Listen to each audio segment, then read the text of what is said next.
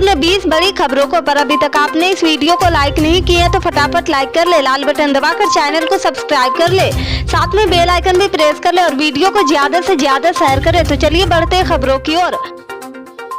आपको बता दें कि महापंचायत में भारतीय किसान यूनियन के राष्ट्रीय प्रेस प्रवक्ता राकेश टिकैत ने किसानों से आह्वान किए हैं कि वे किसी भी अगले कदम के लिए तैयार रहे। उन्होंने कहा कि केंद्र सरकार किसानों की मांग जल्द माने। महापंचायत में हरियाणा, पंजाब, उत्तर प्रदेश, राजस्थान, उत्तराखंड समेत कई राज्यों से हजारों की संख्या में किसान पहुंचे हैं। महापंचायत में बीकेयू के राष्ट्रीय महासचिव युद्धवीर सिंह, पंजाब से जोगेंद्र उग्रवाहा समेत कई किसान नेता पहुंचे। सभी नेताओं ने केंद्र सरकार के खिलाफ जमकर भाषणबाजी की है। टिकैत ने केंद्र सरकार पर बरसते हुए कहा कि वह कान खोलकर सुन ले, अभी तो उन्होंने किसान बिल वापसी की मांग की है। सरकार उक्त सभी मुद्दों पर उनकी कमेटी से बात कर ले, नहीं तो किसान कड़े फैसले उठाएंगे। उन्होंने किसानों का आह्वान किया है कि वे किसी भी अगले कदम के लिए रात को ही तैयार रहे। उन्होंने कहा कि 9 फरवरी को कुरुक्षेत्र में संयुक्त किसान मोर्चा की एक बैठक होगी। उसी में दिल्ली में होने वाले प्रदर्शन की तारीख तय की जाएगी। या तारीख 15 मार्च से 22 मार्च के बीच हो सकती है।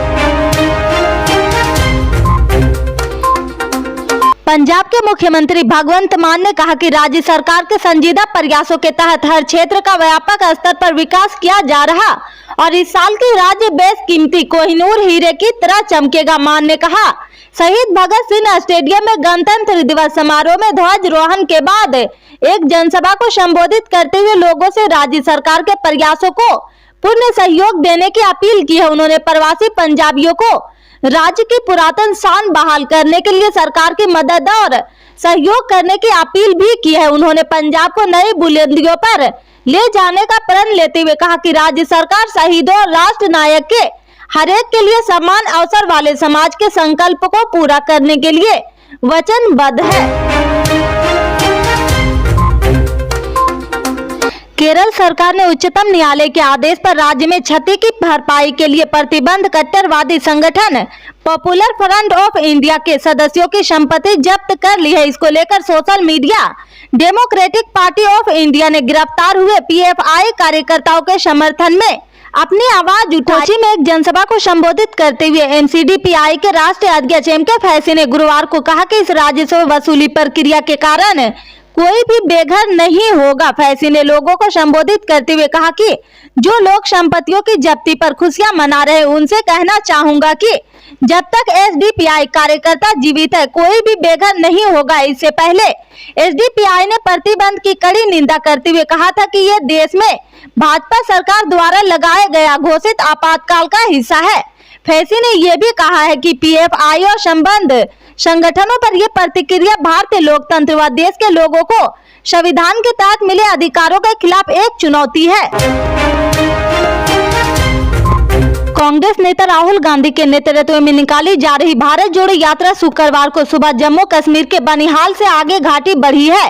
इस दौरान बड़ी संख्या में तिरंगा थामे कांग्रेस कार्यकर्ता और नेता राहुल गांधी के साथ पद यात्रा करते नजर आए हैं। बनिहाल में जम्मू कश्मीर के पूर्व मुख्यमंत्री और नेशनल कॉन्फ्रेंस के उपाध्यक्ष उमर अब्दुल्ला भी भारत जोड़ो यात्रा में शामिल हुए हैं। की तरह सफेद टी शर्ट पहने उमर ने कांग्रेस पार्टी के हजारों समर्थकों के साथ राहुल के साथ पद यात्रा में हिस्सा लिया है। श्रीनगर से 120 किलोमीटर की दूरी पर स्थित बनिहाल पहुंचने के बाद मीडिया से मुखातिब उमर ने कहा, भारत जोड़ो यात्रा का मकसद राहुल गांधी की छवि सुधारना नहीं बल्कि देश के मौजूदा हालातों में बदलाव लाना है। उन्होंने कहा कि वह यात्रा में इसलिए शामिल हो रहे हैं क्योंकि वह देश की छवि को लेकर ज्यादा चिंतित है।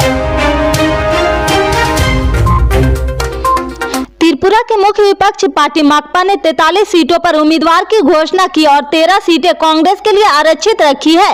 एक संवाददाता सम्मेलन को संबोधित करते हुए वाम मोर्चा के संयोजक नारायण ने कहा, हमारा मुख्य उद्देश्य भाजपा को सत्ता से बेदखल करना है। हम एक ही बैनर तले आए थे, सिर्फ भाजपा को बाहर करने और पार्टी को राज्य से बाहर करने के लिए। हमने सभी भाजपा विरोधी धर्मनिरपेक्ष और लोकतांत्रिक ताकतों से अपील की है कि वे भगवा पार्टी को हटाने के लिए एक साथ आगे आए। उन्होंने कहा, इस बार पार्टी ने 24 नए और चेहरों को पेश किया है जो पहली बार इस चुनाव में उतरेंगे।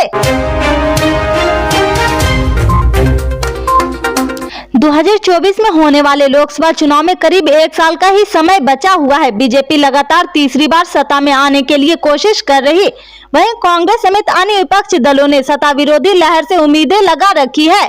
कुल मिलाकर बीजेपी, कांग्रेस समेत सभी राजनीतिक दल अपने अपने सियासी समीकरण को सुधारने में लगे हुए हैं। इस बीच लोकसभा चुनाव 2024 को लेकर जनता का मूड जानने के लिए सी वोटर और इंडिया टुडे का एक सर्वे सामने आया है। इस सर्वे के अनुसार अगर आज चुनाव होते हैं तो देश में एक बार फिर बीजेपी नीत एनडीए सरकार की वापसी की संभावना है। हालांकि सर्वे में कांग्रेस को 22% वोट और अन्य को 39% वोट मिलने की उम्मीद जताई गई है। कांग्रेस और अन्य के वोट प्रतिशत को जोड़ दिया जाए तो ये बीजेपी को मिल सकने वाले 39% वोट प्रतिशत के आंकड़े से कहीं आगे नजर आता है। इसी आधार पर संभावना जताई जा रही कि 2024 में बीजेपी के साथ खेला हो सकता है। चीन में कोरोना महामारी से तबाही का आलम है। मीडिया रिपोर्ट के मुताबिक यहां करीब 80% आबादी कोरोना संक्रमण की चपेट में आ गई है और मृतकों की संख्या लगातार बढ़ती जा रही। रोजाना सैकड़ों लोगों की कोविड संक्रमण की वजह से जान जा रही है। हालांकि चीन की सरकार कोविड से तबाही का आंकड़ा छिपाने में जुटी हुई है। चीन के अधिकारियों ने कहा कि इस साल जनवरी महीने की शुरुआत के बाद से चीन में रोजाना कोविड-19 मौतों की संख्या में लगभग 80% की गिरावट आई है। इंडिया टुडे ने सी वोटर के साथ मिलकर मूड ऑफ द नेशन सर्वे किया है। सर्वे में स्पष्ट संकेत मिल गए हैं कि एक बार फिर एनडीए सरकार बन सकती है। सर्वे में अब तक के सबसे बेहतर प्रधानमंत्री को लेकर भी जनता की राय जानी गई। इंदिरा गांधी से लेकर प्रधानमंत्री मोदी तक सभी विकल्पों के बीच जनता ने अपने मन की बात बताई है। मूड ऑफ द नेशन सर्वे के मुताबिक प्रधानमंत्री नरेंद्र मोदी देश के सबसे बेहतर पीएम साबित हुए हैं। सर्वे में उन्हें 47% लोगों ने पसंद किया है।